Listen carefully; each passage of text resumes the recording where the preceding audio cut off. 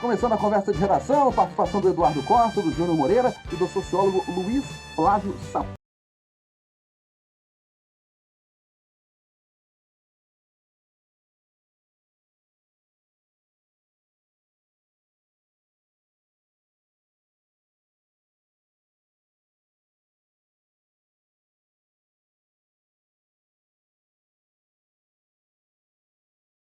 Não tem tanto problema, Sapori. Bom dia para você. O maior problema é a incompetência, a inaptidão do Ministério da Saúde em coordenar um esforço nacional, sensato, técnico, central de imunização. O Ministério da Saúde, na gestão Pazuello, mostrou-se incapaz de fazer o básico. Esse erro que o Júnior Moreira comentou aqui, ele é indefensável, ele é inadmissível, considerando a descontinuidade do fornecimento das vacinas, tanto da Coronavac quanto da vacina de Oxford. Isso já estava no cenário, Oscar. Isso no mês de fevereiro, mês de março, já se sabia que não haveria disponibilidade, milhões de doses para aumentar o número de pessoas vacinadas. Você teria que ter uma reserva para a segunda dose. Isso se chama de planejamento básico, planejamento elementar.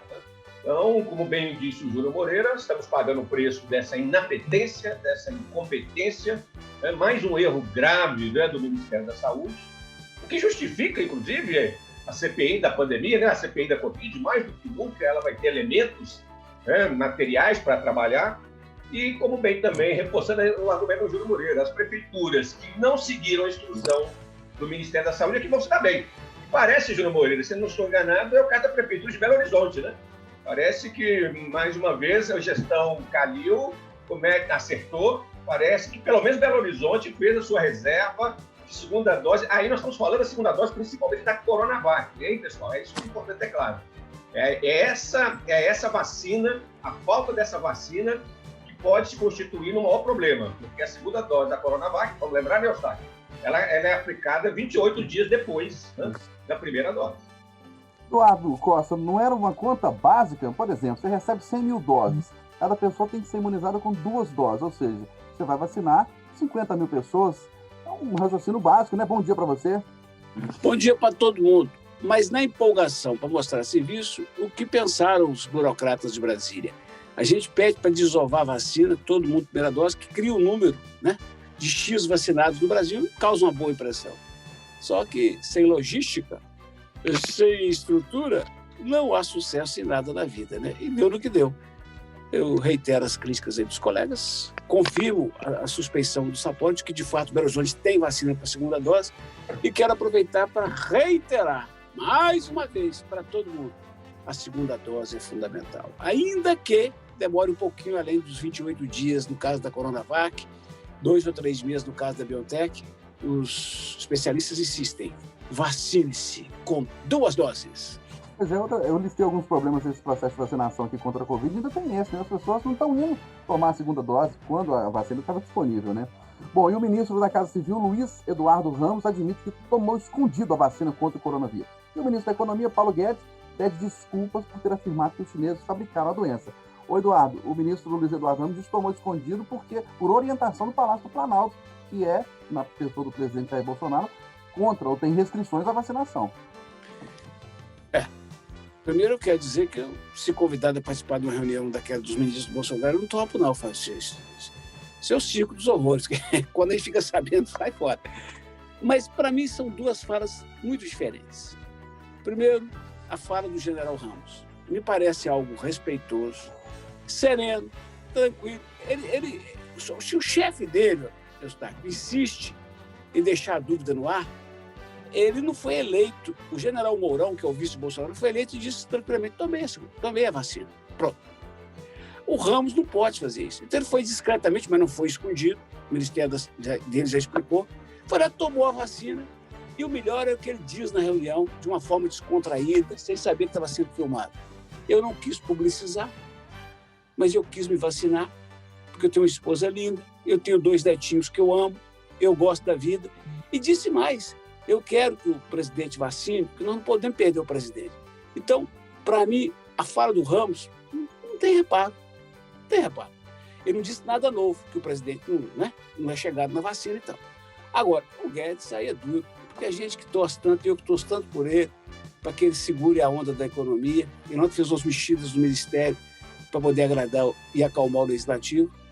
Agora, não tem conserto essa fala dele, não tem conserto a fala dele de que não queria ofender os chineses. Ofendeu sim, ofendeu, que tristeza, gente.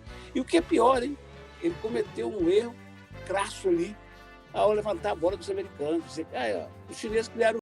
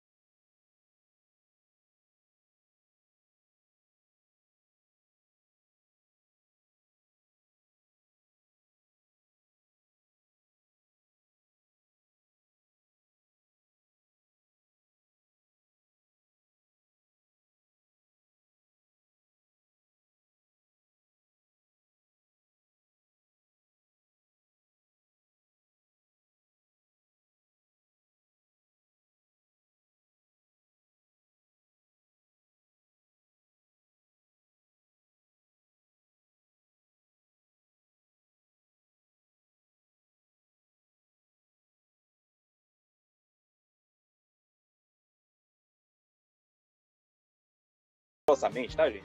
Faz uma diluição lá e coloca nos vidrinhos. É basicamente isso, né? O princípio ativo nada mais é do que a vacina propriamente dita, de forma mais concentrada, né? E aqui ela é diluída em vazar, ou seja, a gente depende completamente da China nesse momento, né?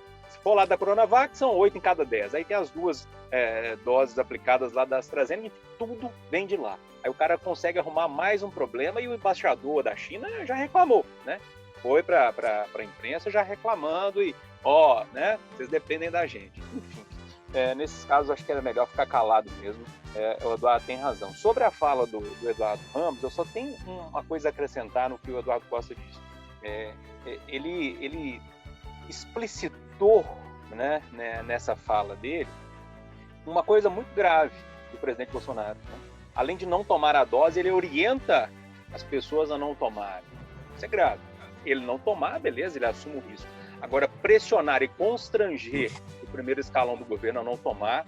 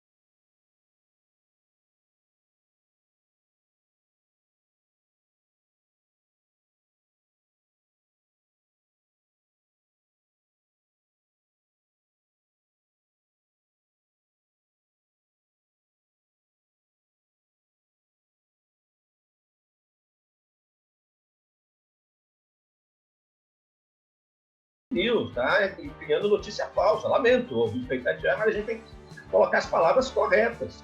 E o que o ministro Paulo Guedes fez ontem foi uma verdadeira fake news. E, na verdade, é uma das características, né, de parte da militância bolsonarista, né, comentada pelo próprio presidente em boa medida. Essa conversa de ontem, né, na verdade, não foi conversa de botequim. Dá a impressão, né, Júlio Moreira e Eduardo Costa, que os ministros estão conversando ali, né, tomando uma cerveja, tomando um uísque, né? Que é normal. Quando você está batendo um papo, você fala o que quer e não quer, e é normal. Eu vou lembrar os ouvintes da Itatiaia, essa reunião de ontem era uma reunião do Conselho Nacional de Saúde Suplementar, uma reunião importante, oficial, de alto nível, de alto escalão do governo. E essas palavras, né, dos ministros revelam as entranhas do governo Bolsonaro. O que é de mais grave, eu vou reforçar o argumento do Júlio Moreira, além da fake news do ministro Paulo Guedes, lamentável, eu achava que o Paulo Guedes era a parte mais sensata do governo Bolsonaro, mas Eustáquio já não acredito mais. Paulo Guedes parece que é farinha do mesmo saco, né? Mas o que é de mais grave é a confirmação do ministro Ramos de que o presidente Bolsonaro não está estimulando a vacinação, né? Não está induzindo seus ministros a publicizarem a vacinação, né? Confirmando que a presidência da República não apoia a vacina. Bom, isso não é grave? Isso é gravíssimo. Nós estamos em meio à pandemia e a presidência da República fomenta a vacinação às escondidas. Isso não é um fato qualquer, isso não é um fato bizarro, cômico qualquer. Eu lembro, os ouvintes da Itatiaia, nós estamos num dos piores momentos da história do país e do mundo, e o presidente da República, né, não quer a vacina e não estimula a vacina. Desculpe quem está nos ouvindo, desculpe quem discorda, mas isso é muito, muito grave. Isso tem que ser investigado, inclusive, pela CPI da Covid. Bom, Eduardo Costa, série especial da Itatiaia essa semana buscou explicações sobre as contradições a respeito das causas de morte no contexto da Covid-19. Meu caro, eu compreendo a explicação de que a orientação oficial que vem do Ministério é de que, na dúvida, deve-se colocar Covid no atestado de óbito e deve-se isolar o morto de cerimônias fúnebres como forma de preservar a possível multiplicação do vírus. Eu também acredito nas entidades e nas autoridades quando asseguram que nas estatísticas de morte por Covid só entram casos devidamente confirmados, no momento ou depois da morte por exames. Mas também acredito, e é preciso dizer isso aqui, que quando o morto ou a morte se dá por Covid, o hospital não lucra, como muita gente acha. Não tem nada a ver. O leito hospitalar, sim, quando é cadastrado, quando é credenciado para Covid, custa 3 vezes mais do que o leite comum, independentemente se está sendo usado ou não. Agora, eu me dou o direito de perguntar se nessas Minas Gerais desse tamanho, com realidades diferentes, em 853 municípios, se testam mesmo na hora da morte ou depois para garantir se era Covid ou não. E lamento profundamente, do fundo do meu coração, que muitas famílias estejam passando pela tristeza de não cumprir a cerimônia, que é o completar do ciclo, que é despedir do ente querido. Eu não desejo isso para ninguém. Tem um moço que trabalhou no condomínio que moro, e que é de Ibirité, o Emerson, que está vivendo isso de ontem para hoje. Ligou para mim ontem e falou: Eduardo, botaram no meu atestado que era Covid. Eu falei: suspeita de Covid. Eu falei: como é que? Mas não foi, doutor, meu pai morreu de AVC. Eu falei: não, mas não tem problema não, eu chego no cartório, diz que eu não vou poder, ninguém pode ir no enterro, vai colocar no saco plástico. Eustáquio, o Júnior Moreira disse um dia desse no café, eu sou ouvinte dele, e eu concordei com ele que não tem tragédia maior ou menor. Quer dizer, concordei em termos, né? Mas existem tragédias que geram tragédias, né? Por exemplo, quando uma barragem da Vale se rompe em Brumadinho, é um tantão de tragédia numa só. A Covid também. Ei, Júnior Moreira. Eustáquio, esse assunto é tão delicado, né? E a gente vê tanta fake news rodando sobre esse assunto. O Eduardo foi muito feliz aí em elucidar algumas delas, né?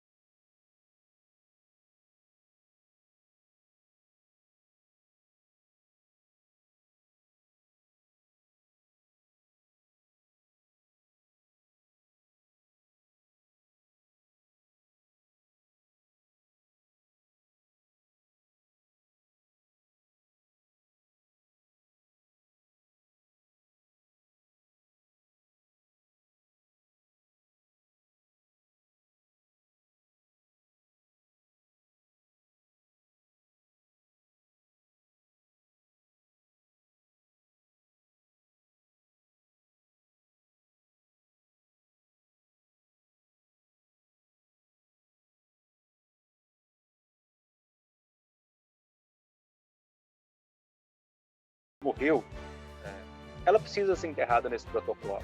Porque senão os parentes vão ser infectados e, por consequência, podem vir a morrer.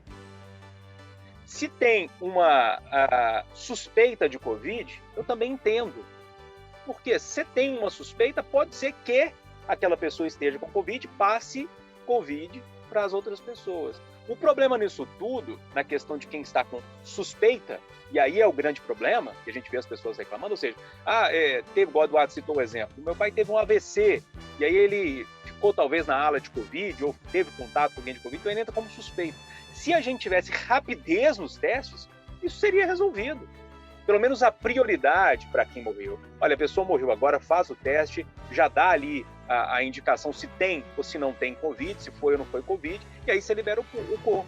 O grande problema é que o sistema de saúde do Brasil tem colapso, né? Então é muito difícil cobrar isso também, essa rapidez.